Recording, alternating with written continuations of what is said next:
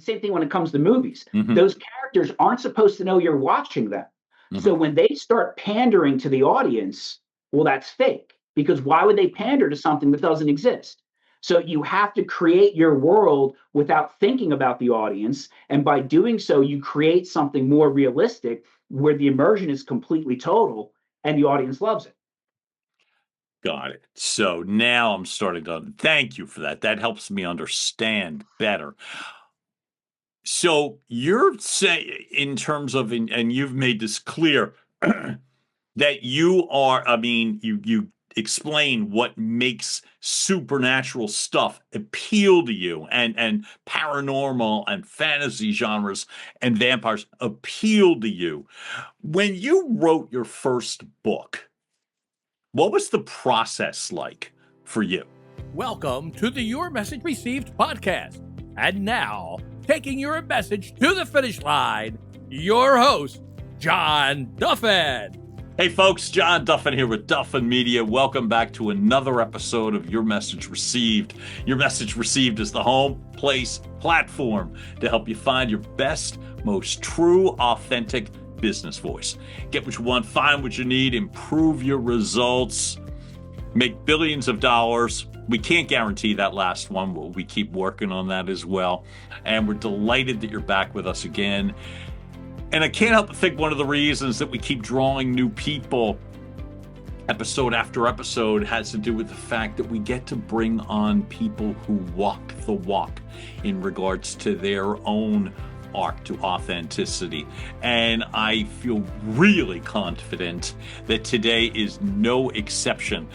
I've got a chance to bring on a multiple published author, former active military National Guard. Richard Spegal joins me today. Richard, thanks so much for making the time for us. Welcome. All right. Well, again, thanks for having me. 100%, man. And as I said, I'm delighted that you are here.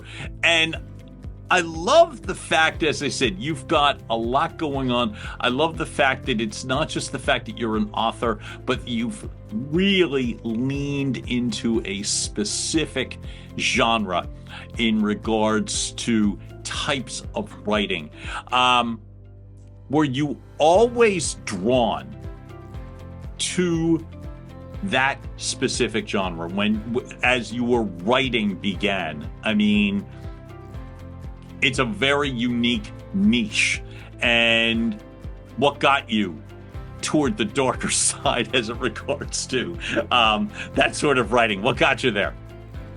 Well, when I was younger, I was a big fan of Anne Rice. Ah, okay. I mean, those books are pretty old, but they're phenomenal. And that kind of really got me interested in like vampires and the paranormal and stuff like that. And unfortunately, after Anne Rice, there really hasn't been anything good, at least not for grown-ups. So I just started writing on my own, adult material and stuff like that, because I couldn't find it anywhere else. Right. What got you interested in writing at all? I've always been writing. Like, I mean, I started writing in high school. It just always came very natural to me. And as I got older, like I just like have all these ideas in my head that I just can't make them stop. So I just keep putting them down on paper. So I'm always curious with writers, is your writing style paper? Like some people type, some people record, some people actually handwrite. What's your actual writing style? I've done both. Like I used to really enjoy writing on paper, but I've got like a nerve damage in my left hand now. So typically I just straight to the typing. I gotcha. I find for me, that's the way I like to do it anyway, simply because it's just a matter that I can change stuff or move stuff or revise stuff. Talk to me, if you would. We'll go back a little bit further. Talk to me about your service life. Thank you for your service, by the way. And I don't say that to sound pandering, but I mean it's a thank you for people that do that. I'm wildly impressed. Why did you choose to go into the National Guard? Well, I was always in a military family, so okay. Yeah. joining the service was kind of a foregone conclusion. I wanted to be an officer like my dad, but I wanted to be enlisted first because I thought that would make me a better officer. So right out of high school, like 2 weeks after my graduation, I enlisted. I was with the 82nd Airborne Division for a few years. And then after some deployments there, I ended up leaving the service, but because I wanted to start a family and go to college and stuff like that. Yeah. But like I always felt that there was something missing, so I kind of went back. And the National Guard was a great compromise between having a family and still serving. And a lot of, especially in the recent decades, a lot of Guard units get deployed and are just as active as normal military, especially in Pennsylvania where we have the Bloody Bucket. So I went back in as an officer in the National Guard, about a decade and a half there. And I just retired, actually, a medical retirement last February. So congratulations on the retirement. And I heard you that it was a medical retirement. I got you. Let me ask you, when you were active the first time before National Guard, right? And as you said, you're come from a military family, and your dad, where did your dad serve? Oh, or what division? I mean, I said that wrong. What division? He was all over the place. He started in tanks, then he was helicopters. So he's an Army guy. Yeah. Okay. And after a while, he was in the reserves, but it was funny because as a helicopter pilot, they never needed him to do anything because helicopter pilots are a dime a dozen. So he reclassed himself as a safety officer so he could attach himself to units that were deploying as an individual. So, and then after he did that, he spent like 5 straight years in Bosnia, Kosovo, Herzegovina, that area. Right. And that's basically where he was when I was in high school.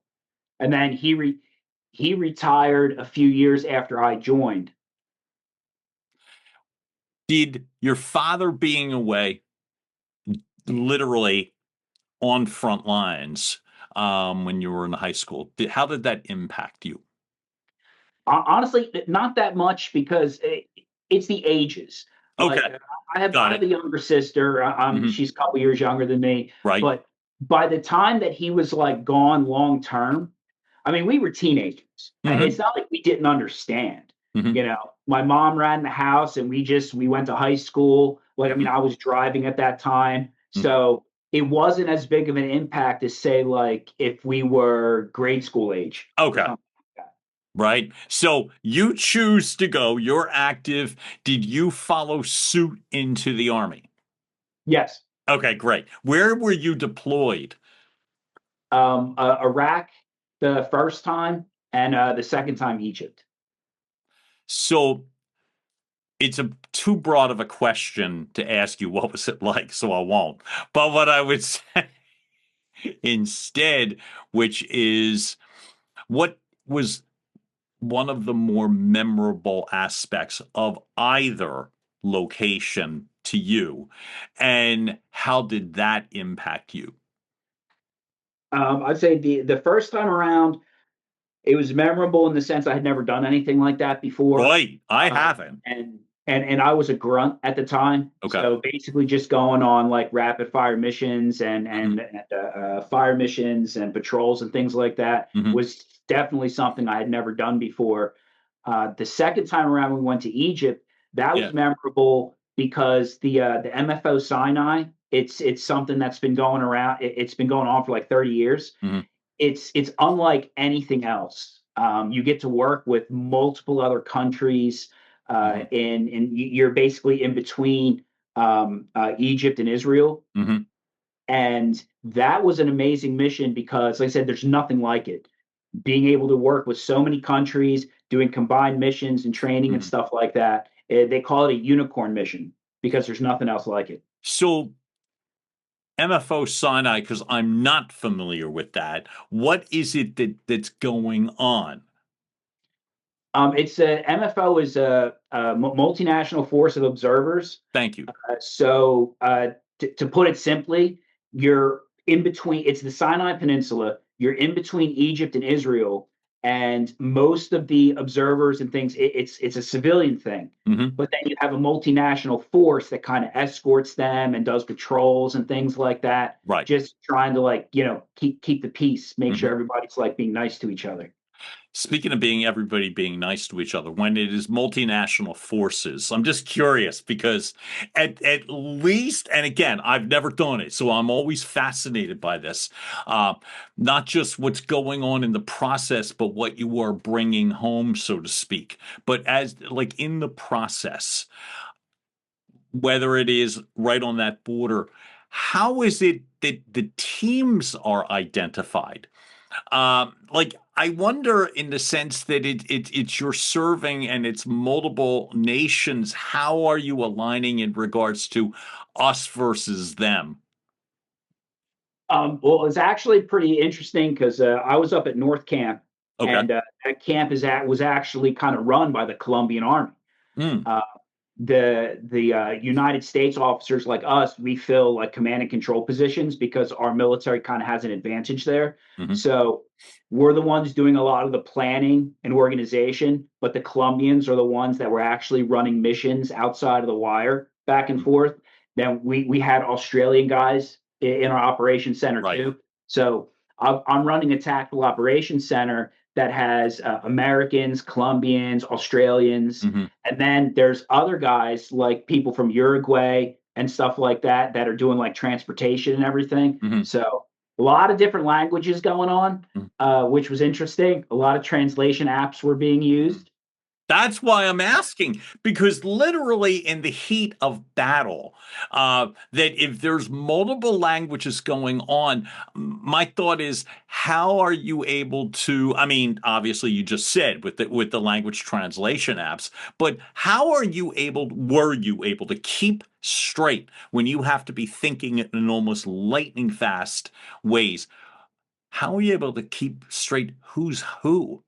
Well, we have, of course, we have identified translators and stuff like that. Right. And when the Colombians would be the ones running the missions, their representatives in the operations center would be the ones that were like in direct communication with them. And then whenever anything would happen or whatever, you would have some of them would also speak English. So they would relay that information to me. Then I would figure out what was going on. Then I'd have to relay my information to a translator who would then send it to the mission. It sounds like a lot, but we were able to do it very, very quickly. Okay. That's because to me, like being such a soft non-service person, it sounds dangerous enough even if there wasn't that, let alone that there was. How did that change you coming home? I mean, not too much. I mean, I had a lot of fun on that deployment because, like I said, I was a captain, and being able to do what I was doing, it's not every day that an American captain gets to run tactical operations for other nations like majors, colonels, and stuff like that. So it was a blast. I mean, from that deployment coming home, that's kind of when I was put into a hospital unit, and I was there for a couple of years, and that's when I got medically retired. Well, congratulations, because and I say that for a lot of reasons, but simply the fact that you hear so many different versions of people that are changed and not at all in the positive. But when you just literally say, hey, for the most part, it was a blast, that's to me a relief. So I'm glad to hear that, man. I'm very glad to hear that. So you make the conscious decision that you're going to start a family. And you talked about why you write, but what made you think, you know what, I want to consider writing for a living? Well, when we went to Egypt, it was 2022. Yeah. And no matter how busy you're going to be, there's going to be a lot of downtime because you're away from the family. So I decided, you know what, I'm going to have the time. I'm going to be away for a year. So let me start doing this. Okay. The thing is, once I let the genie out of the bottle, I couldn't get it back in, and it just started going crazy. Like I couldn't stop. So And I am completely clueless when it comes to things like marketing and distribution and stuff like that. I just keep writing. So my publisher keeps telling me, like, you need to do this, you need to do that, or whatever. And I'm just like, no, I'm just going to keep writing. It's just like I finish a book, but then the next book is like right on its heels, and I just can't stop. So I better do it full time at this point. That's really interesting to me that in terms of this just keeps happening. For you, do characters unfold? Do plot lines unfold? What is it that, like, first off, how do you know you're done a book if things are just continuously going? How do you know you're done? And then two, like, how do you know it's the start of something new? I would say, since nothing I write is a standalone, everything I write is part of a series. Right. So I used to do things like I would outline stuff, but that never worked because then I would start writing and the book would go off in a completely different direction. Okay. So, like, because I focus on realism. All of my characters are real people. They talk, act, think, and make decisions like real people. So they organically grow the story on their own. And any of the plots that I come up with go right out the window because the characters do their own thing. The only thing, I have an idea when a book needs to stop because, like I said, it's part of a series. Right. So each book needs to end while also setting up the next part. But how the characters get there are completely on their own. So when you say, hey, I focus on realism, and I like that, but technically, doesn't everybody focus like with characters on realism? They might be elaborate plots and different, exotic locales and or elaborate storylines. How do you determine what's real to you? Like, what makes a character real? Well, everybody should do that, but they don't. I mean, it's writing 101, but they don't, which is why in modern times all media flops because the characters are fake. What's real is people, the characters have to act how they act without input from the audience. Like, for example, I've been criticized for insensitive dialogue, but that's realistic because you've got two characters talking to each other. That's a private conversation. There's no reason for them to be politically correct because it's a private conversation. You just happen to be eavesdropping because you're the reader. If they pander to you, that's fake. Like when you'll have intelligent characters that suddenly they start making really stupid decisions because the plot has to happen. Because people don't realize that characters drive the story, not the other. You don't fit the characters into the plot that you want. You let the characters create their own story. So when you've got, as you said, I like that choice of words, that sense of you're eavesdropping on particular characters. You just showed up at the bookstore, so to speak. Characters don't know you're there. And the same thing when it comes to movies. Those characters aren't supposed to know you're watching them. So when they start pandering to the audience, well, that's fake. Because why would they pander to something that doesn't exist? So you have to create your world without thinking about the audience. And by doing so, you create something more realistic where the immersion is completely total and the audience loves it. Got it. So now I'm starting to thank you for that. That helps me understand better. So you're saying, in terms of, and you've made this clear, that you are, I mean, you explain what makes supernatural stuff appeal to you, and paranormal and fantasy genres and vampires appeal to you. When you wrote your first book, what was the process like for you? And how has it evolved since that point?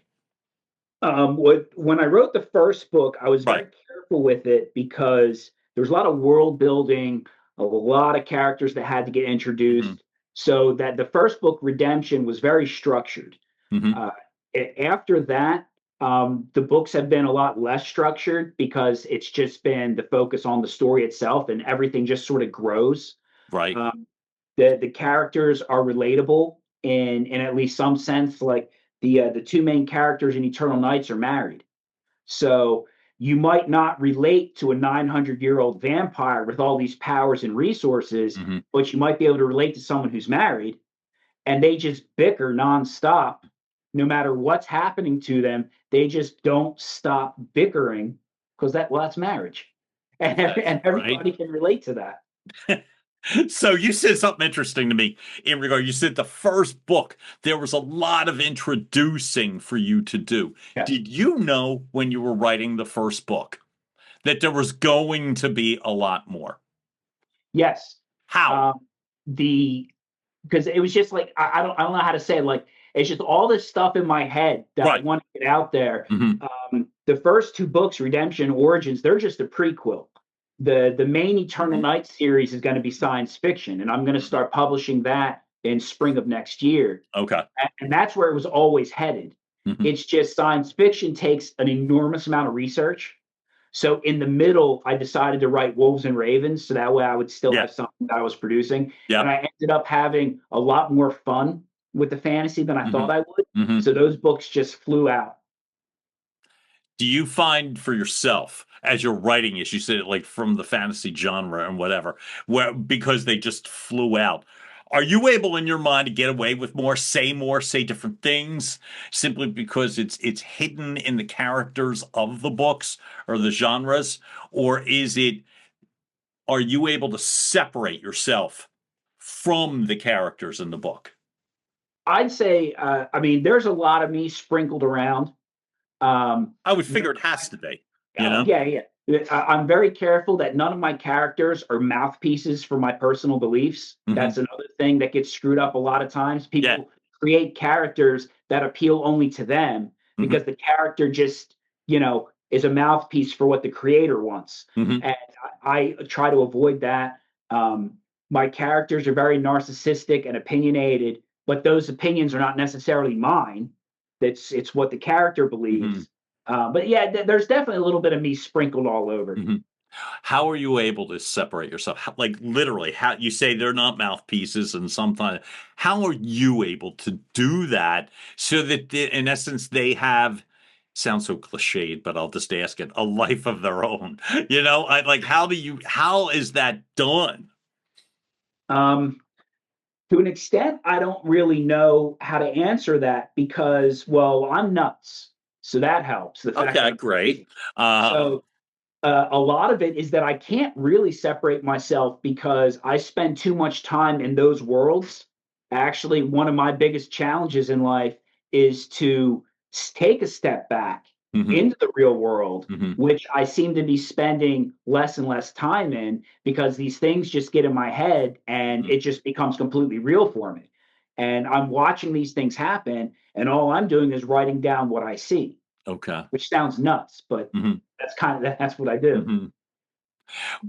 When you completed the first book, what was the feeling like for you in regards to like the sense of whether fulfillment, or did you feel like you got it right in your mind? I only in your mind, right? Did you like it was done? What was that sense of done like for you? I don't know if I really even noticed it. Redemption, I actually completed that book about 10 years before I published it. It was just a stepping stone because right after that came the next book and then the next book. And I actually had to stop because, you have a family, you got to put food on the table. Sure. So I put a stop to all of it so I could focus on, working and making money and stuff like that. Right. And like I said, in 2022, when I decided, let me try this again, I haven't been able to stop since. So there was a 10-year gap, and you explained why. What pushed you to be like, you know what? I'm publishing this damn thing. I've sat on it for 10 years. Well, like I said, I would have time. You're going on a year-long deployment. So whatever you're doing, you're getting paid to be on that deployment. Right. And you're away from your family, so you've got this extra time to do various things. It's like, it's now or never. I did not anticipate letting that genie out of the bottle and being completely consumed by it. Yep. Been able to stop. But yeah, that's how that happened.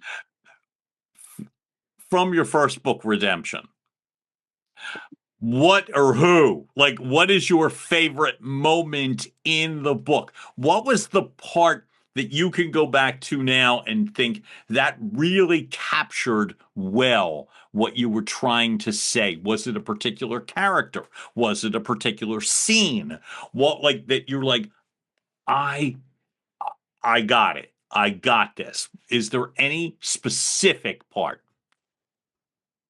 I would say, let's see, in that book, Yeah. There's a lot of action and violence in that book, but I would say one of the scenes that I really enjoyed that I kind of go back, the vampires, because of what's happening, they think they know, because in Redemption they're basically at war with the church. At least they think they are. So the vampires decide, well, let's go see the Pope.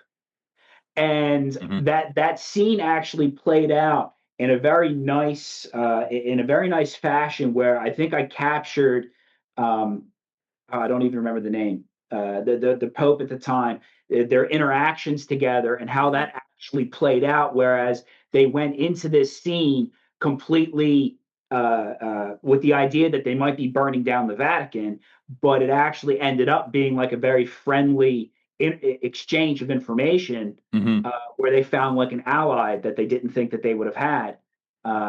And I revisit that scene a few times in my mind. I like how that turned out.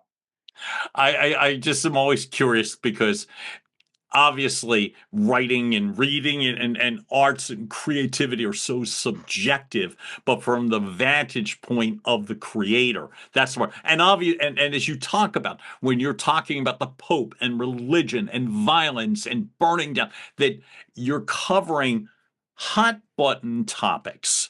Do you find it easier, based upon the platforms that you're writing, to be able, because if you were just creating that in the sense of a realistic genre, they're tough topics to take on.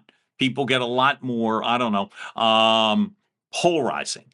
But in the genre that you've created, do you find it easier to be able to navigate difficult topics because you're in fantasy and horror, not horror, fantasy and sci-fi and what have you? Oh, sure. I have no problems with it, because all that matters to me is the realism of what's happening, and the characters go where the characters go. One of the reasons I say my writing is geared towards a more mature audience, because of the topics that get covered. It gets nasty. I cover things up to and including things like rape, crucifixion, suicide, people having psychological breaks. Right. That like the mental stress in battlefields are just as real as the physical ones. And as far as them being hot button issues or not, I don't even think about that, because the characters are in their world doing their thing. So what we might think in our world isn't relevant, because again, like I said in the beginning, the characters don't know we're there. They don't care what our sensibilities are. They have to deal with their challenges. And you talked about before, so from your military life, were there particular scenes or incidents that occurred that you observed that you felt like made the translation to those dark topics easier to convey? I would say the military experience helps with a lot of the details, especially in Eternal Nights, since those books take place in the real world. Right. So like things like the equipment and weapon systems that they use, the tactics that they use, I'm able to make that a lot more realistic. And I would say the military experience in general helped me to just remove the pretense. When I very first started writing, I was concerned about maybe being too realistic or too dark or something like that. Yeah. And with the military experience and everything, like I just don't care, because it's real. And things do get dark. Like you have your main character saving the world with a smile on their face. That's fake. That's not how real people act. Nobody's immune to stress. So my characters go through meat grinders and they suffer for it.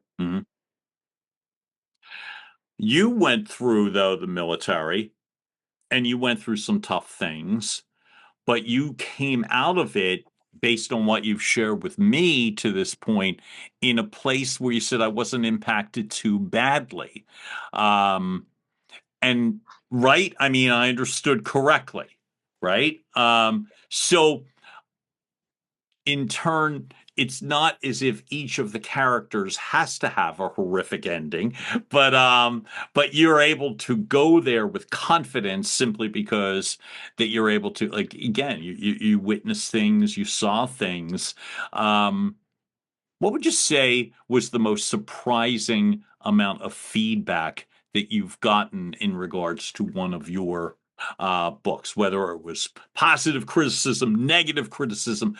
What would you say was, excuse me, something that surprised you? I would say hands down, the biggest impact to me from a reader. It happened a couple of years ago. This individual was reading the book Origins. She ended up sending me like a 6-page email. She identified a lot with the female character Danielle in that story, and in that story, Danielle takes the brunt of everything and ends up having a psychotic break. This individual, I'm trying not to spoil too many things, but no, of course, this individual actually had to put the book down because she said she was too scared to keep reading because she identified too much with it. And the reason she picked the book back up was because, the main characters always live. So obviously it turns out okay. So she went back to the book, waiting for everything to be okay. And that's not how that book goes. The character is not okay, and they fail. But the victory eventually occurs because of other people joining together. And she liked that because she had her own mental health journey. And she was assisted by other people, doctors, family members, and things. And she told me that she had always felt weak because she believed that she should have been able to be strong enough on her own to handle her own business, basically.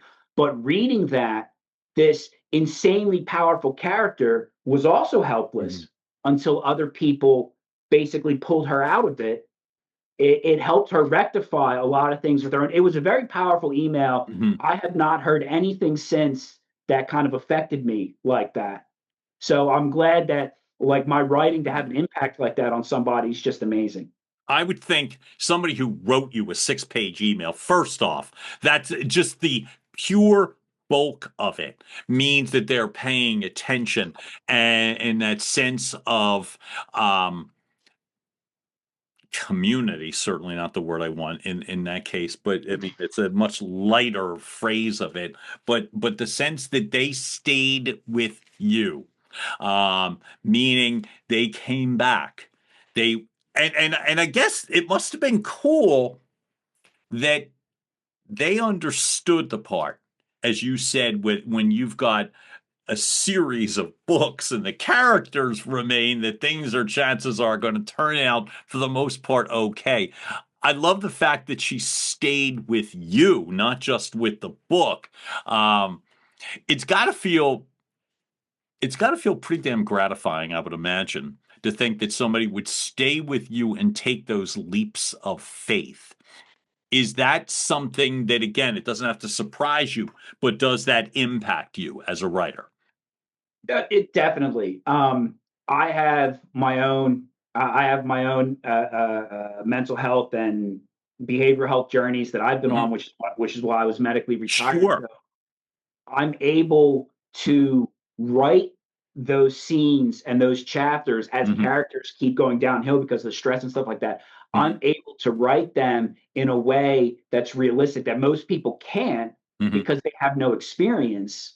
And it's always wonderful to hear from somebody that does appreciate the realism to the extent that they actually were scared to keep writing because of how realistic it was. What gave you the guts to include that aspect? As you said, you've been through your own mental health journey, and you certainly aren't alone in that regard, although everybody's journey is radically different. So it was like, what gave you the guts to be able to incorporate that? I don't know if I First look time. at it that way. I just do it because, well, like I said, again, it's real. Like the stuff that they're going through is real. My experience just allows me to detail it a little bit better. Right. And I go into brutal detail with everything. When I originally wrote Origins, I didn't think I'd be allowed to publish it. I don't know. I did not know what the rules were for books. I Okay. sent it to my publisher, expecting my publisher to say, like, dude, you need to tone this down. We can't put this in print. Right. But apparently, books don't work that way, and they loved it. So I was like, all right, well, you guys really let the cat out of the bag now, because I'm just going to keep on going. And you, when you go into detail and stuff like that, it's not what people expect, because the average opinion and thought process on things like mental and behavioral health concerns, they're not real. I mean, the awareness is what it is, but what people think is true isn't. And victims know that. And I'm able to use that knowledge to write those scenes out, especially when it goes as far as to include suicide. And I have those scenes. Most people who read those scenes would probably not expect any of the information that they're reading, because they don't know the truth. The only people who know the truth are seasoned professionals or victims. So I've asked you about how your writing has changed and evolved. How have you changed and evolved? Whether it's through your mental health journey or just living your life journey, how has your writing changed you? Well, that's depending on how you look at it. I'd say for the better, but other people who are not me might say for the worse. How so? Just because I'm stuck in it so much, and it affects me on such like a visceral level that it's actually very difficult. Like I have a big family, and it's very difficult on my family, because like if I have a new idea or something like that, I'm out of commission for like 3 days. I can't make it stop. I have to just roll with it until it stops on its own. And like I'm so emotionally attached to everything that's happening. Like I'll reread a manuscript like a million times just because I'm always rereading it. And I wrote it. I know what's going to happen. Yeah, right. I'm still just emotionally attached. Like I'm bawling my eyes out. I'm pissed off about this or whatever. I'm like reacting like I've never read it before. Now I'm the one who wrote it. So I think my writing has made me more nuts than I was to begin with. But you know, my wife is awesome as far as like accommodating me and things like that. Right. And if it makes the material better, so be it. Most artists that we celebrate today over the last couple of 100 years were all nuts in whatever their form was. I won't be cutting my ear off anytime soon. Well, that's probably good. You know, I first off, because it wouldn't be that original. You know what I mean? It's like, it's nice that you've got your own specific niche. You got a bunch of stuff that's happening, folks. If you're watching us or listening in real-ish time, late 2025, early 2026, there's been some breaks in regards to edits, re-editions, new. Talk to me, man, in regards to what's evolving, whether it's Wolves and Ravens, like the trilogy, The Broken Age. Like, talk to me about what has changed and what's coming up. Well, my original publisher, I mean, I had a fairly decent relationship with them, but I ended up not really liking a lot of their policies and things like that, which led me to get relationships with other companies, which is what led to the relaunch. And like we said, by the end of 2025, everything will be new. It'll all be done. There won't be any kind of like intermediate stuff anymore. Right. And that includes the book Broken Angel, which is the conclusion to the Wolves and Ravens trilogy. And that was another book. That's probably the hardest book I've ever written. That book was tough. Why?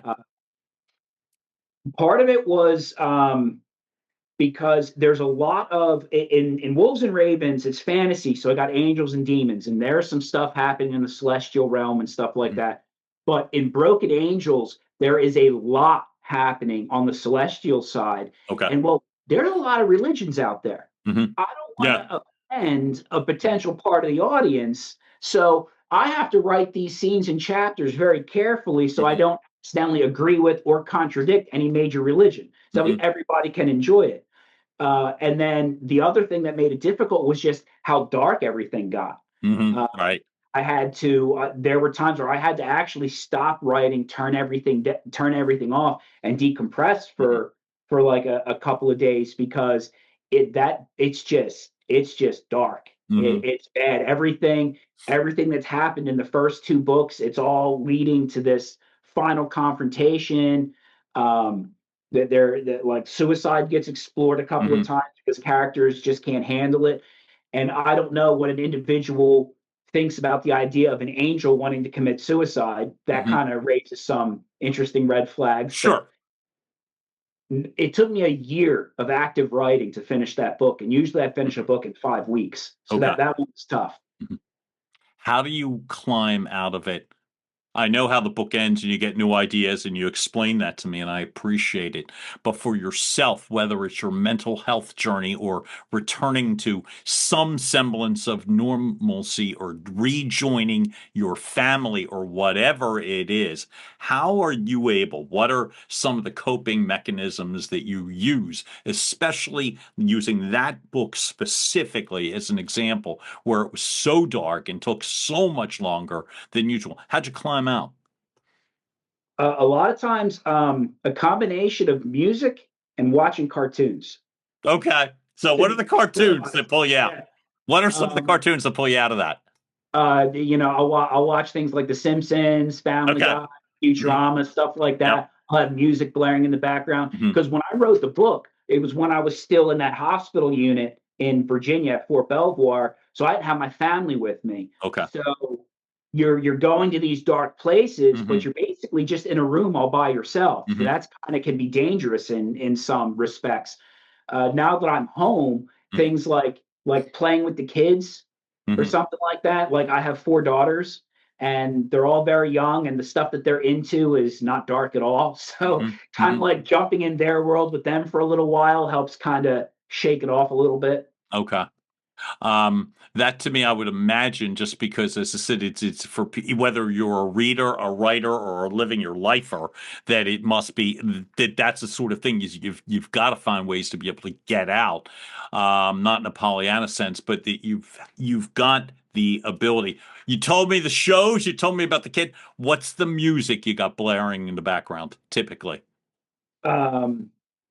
Basically, whatever YouTube decides to play for me. Okay.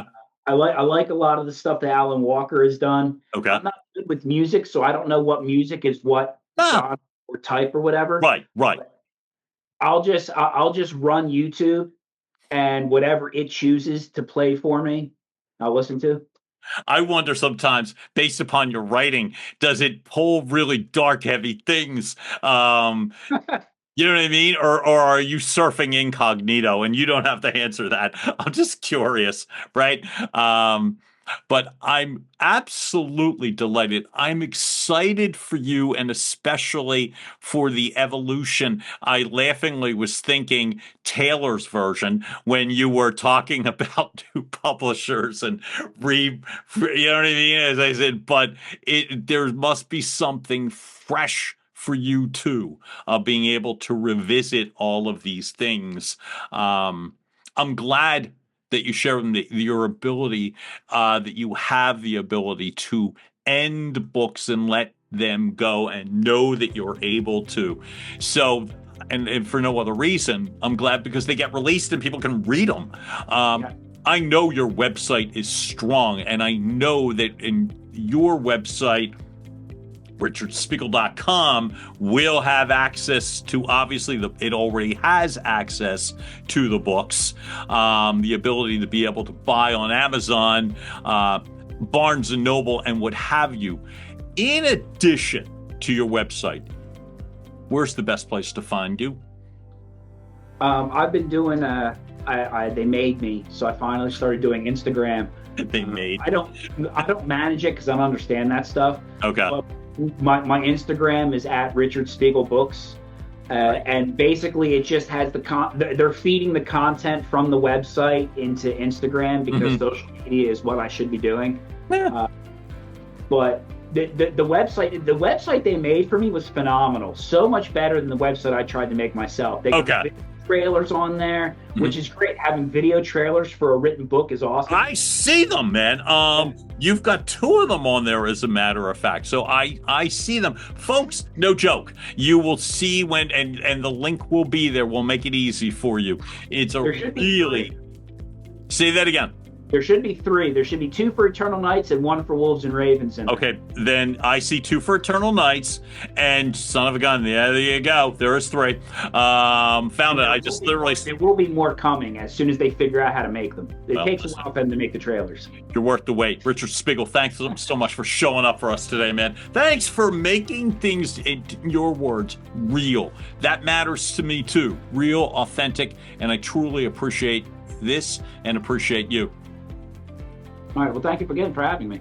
100%. It's great, man. Folks, you've just heard another episode of Your Message Received. Keep liking, watching, sharing, and we will keep driving more content through your front door. John Duffin here, Duffin Media. Have a great rest of the day, folks, and we will talk soon. Be well. Bye. And now, making its way across the finish line, Your Message Received has been a production of Duffin Media.